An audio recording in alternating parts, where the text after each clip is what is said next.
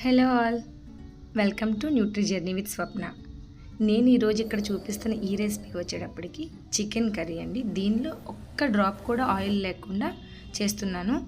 ఇది ఎవరైతే డైట్లో ఉంటారో, వెయిట్ లాస్ అవ్వాలనుకున్న వాళ్ళకి చాలా చాలా బెస్ట్ రెసిపీ. తప్పకుండా ట్రై చేసి చూడండి. దీన్ని మనం రైస్, చపాతీ, పుల్కా, కిచిడి మనం దేనిలోకైనా కానీ తీసుకున్నా కూడా చాలా బాగుంటుంది.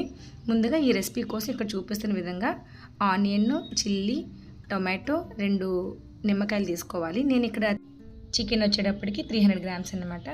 ముందుగా చికెన్ని శుభ్రం చేసి పెట్టుకున్న తర్వాత దీనిలోకి ఈ నిమ్మకాయ రసాన్ని మనం తీసుకుని దానిలోకి సాల్ట్, పసుపు, కారం అన్నీ వేసుకుని మంచిగా మ్యారినేట్ చేసుకుని ఒక పావు గంట సేపు పక్కన పెట్టుకోవాలి.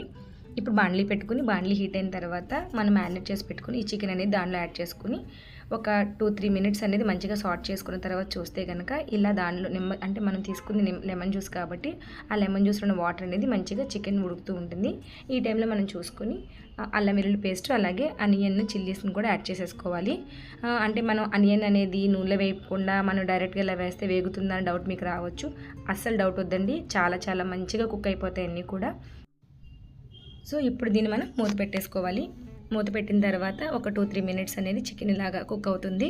ఇప్పుడు ఈ టైంలో మనం ముందుగా కట్ చేసి పెట్టుకుని టొమాటోలు ఉన్నాయి కదా, వాటిని కూడా యాడ్ చేసుకుని ఒక 2-3 టైమ్స్ మంచిగా సార్ట్ చేసేసి దీన్ని మనం మూత పెట్టేసుకుని ఒక 2-3 మినిట్స్ అలా ఉడికిస్తే టొమాటోస్ కూడా చక్కగా మెత్తగా అయిపోతాయి అన్నమాట.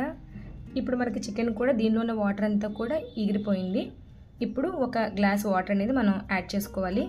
యాడ్ చేసుకోవడం ద్వారా ఈ 75% వరకు చికెన్ అనేది కుక్ అయిపోయింది కదా. ఇప్పుడు ఈ వాటర్ యాడ్ చేసుకుంటే ఈ ఆనియన్స్, చికెన్ ఇంకా మంచిగా కూడా కుక్ అయిపోతాయి.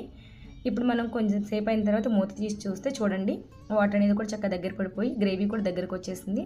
ఇప్పుడు ఈ టైంలో మనం గరం మసాలా యాడ్ చేసేసుకుని మూత పెట్టేసుకుని ఒక 2-3 మినిట్స్ మనం అలాగా దీన్ని దగ్గరకు పడిపోయిన తర్వాత ఫ్లేమ్ ఆఫ్ చేసుకోవడమే, కర్రీ రెడీ అయిపోయినట్టే. వెయిట్ లాస్ అవ్వాలనుకున్న వాళ్ళు ఒక్కసారి ఈ విధంగా ట్రై చేసి చూడండి, మీకు రిజల్ట్స్ అనేది ఇంకా ఫాస్ట్గా వస్తాయి. Thank you so much for watching. Please subscribe to my channel.